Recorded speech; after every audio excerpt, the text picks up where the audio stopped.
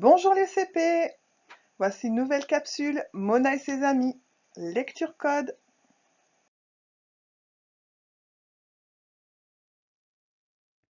Je vais vous faire deviner le nouveau son, même si vous avez peut-être déjà compris.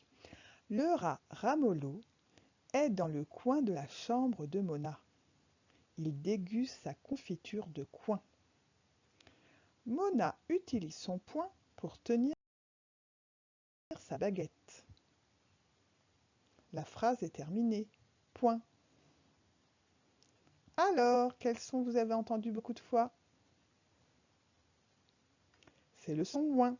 Alors, vous n'avez pas besoin d'apprendre la phonétique. Je vous ai déjà expliqué, c'est ce que vous trouvez dans le dictionnaire. Par contre, il faut savoir que le son ouin s'écrit O-I-N.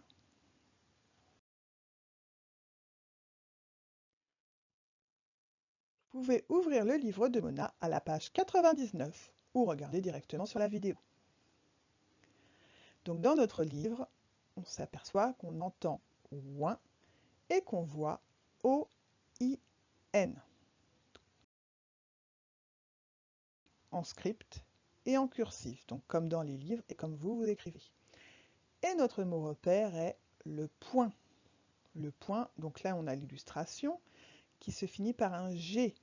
Quand vous écrivez point à la fin d'une phrase, un petit point, un point d'interrogation pour poser une question ou un point d'exclamation, ça se finira par un T. Ce n'est pas le même mot. On entend la même chose, mais ça ne s'écrit pas pareil. Et donc nos alphas qui sont devant le foin. Et il y a un canard qui leur dit coin coin.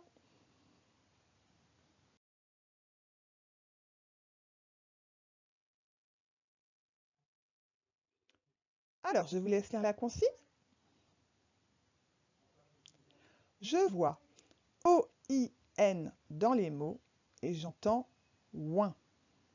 Premier mot, un coin. Deuxième mot, un coin. On entend la même chose, mais vous voyez que ce n'est pas la même chose. Ça ne s'écrit d'ailleurs pas pareil. Troisième mot, une pointe. C'est la pointe du couteau. Quatrième mot, du foin. Et le dernier mot, un point. Et ici, c'est donc un point d'interrogation, celui qui sert à interroger, à poser des questions. La consigne, je vous laisse la lire. Je lis des syllabes et des mots. Alors, je vous laisse lire et je répète derrière vous. Loin,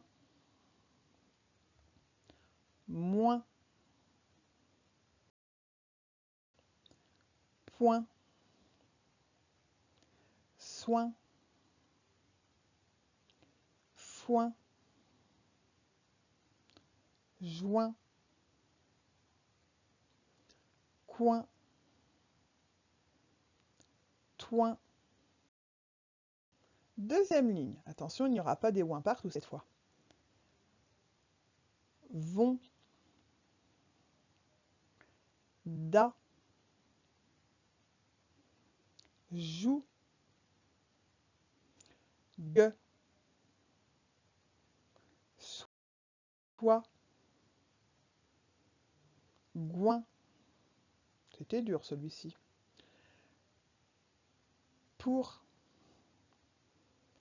corps, kick, rock. Troisième ligne. Donc vous devez lire les mots. Premier mot. Un recoin. Deuxième mot. La pointure. Troisième mot. Un témoin. Quatrième mot. Un goinfre. Cinquième mot, donc le dernier mot de la ligne. Moins. Dernière ligne. Lointain. Deuxième mot. pointu. Et le dernier mot, rejoindre. S'il y a des mots que vous ne savez pas, vous pouvez demander à vos parents. Un témoin, par exemple, ça peut être plusieurs choses, un témoin. Et donc on va expliquer simplement. Quand quelqu'un fait une bêtise dans la classe, il y en a qui me disent « j'ai vu, j'ai vu ». Et bien là, c'est que vous étiez un témoin, vous vous êtes rendu compte de ce qui se passait.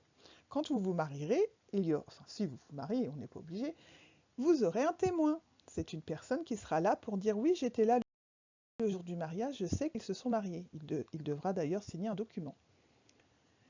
Lointain, lointain, ça veut dire que c'est loin. Des fois, dans les mots, il y a la réponse. Et rejoindre, c'est quand on va partir vers quelqu'un, on va le rejoindre, on va aller vers lui. On va rejoindre, par exemple, la maîtresse dans la classe, après la récréation.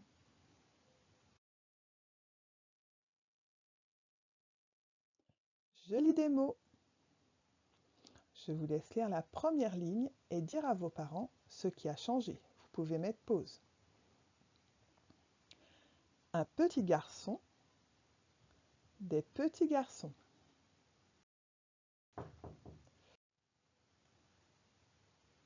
Un qui était au singulier est devenu des au pluriel, c'est le déterminant. L'adjectif petit a pris un S pour dire qu'il y en avait plusieurs. Et le nom garçon a pris également un S pour dire qu'il y en avait plusieurs, des petits garçons. Deuxième phrase, je vous laisse la lire. Vous pouvez mettre pause. Un acrobate adroit, des acrobates adroits. Qu'est-ce qui a changé? Un est devenu des puisqu'on l'a mis au pluriel. Acrobate a pris un S puisqu'on l'a mis au pluriel. Et adroite a également pris le S, la marque du pluriel. Je m'entraîne à lire des phrases. Avant de prendre du temps pour lire les phrases, dites-moi combien il y a de phrases.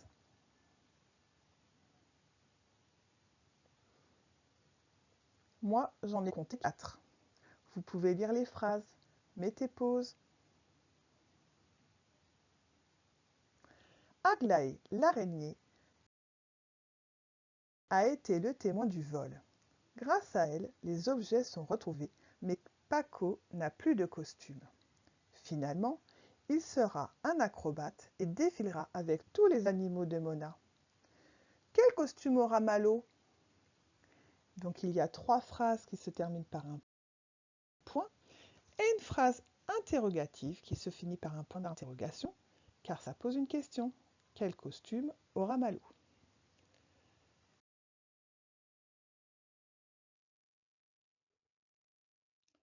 Et maintenant, vous allez vous entraîner à lire une histoire. Vous pouvez mettre pause. L'été, tante Julie prépare des confitures avec des prunes ou des coings. Elle met les fruits et le sucre dans une bassine et fait cuire doucement.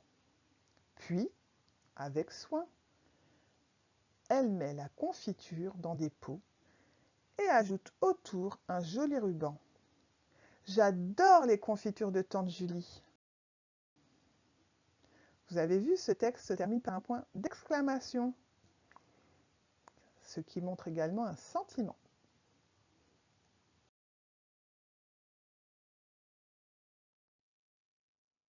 Je vous ai préparé des petits exercices comme en classe. Prenez un crayon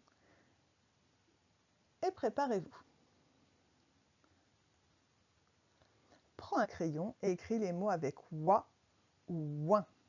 Vous pouvez mettre pause car je vais donner les réponses. Premier mot, moins. Il fallait mettre O-I-N. Deuxième mot, poivre. Il fallait choisir O-I. Des soins. Il fallait mettre O-I-N. Une poire. Il fallait choisir OI. Aller au coin. Il fallait choisir OIN. Et le dernier mot, des pointes. Les danseuses font des pointes.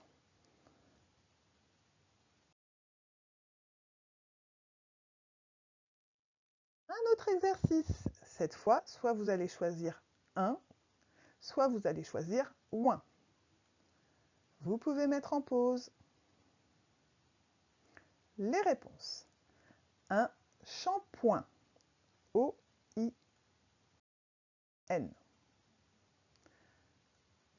Un lapin. I-N. Un groin.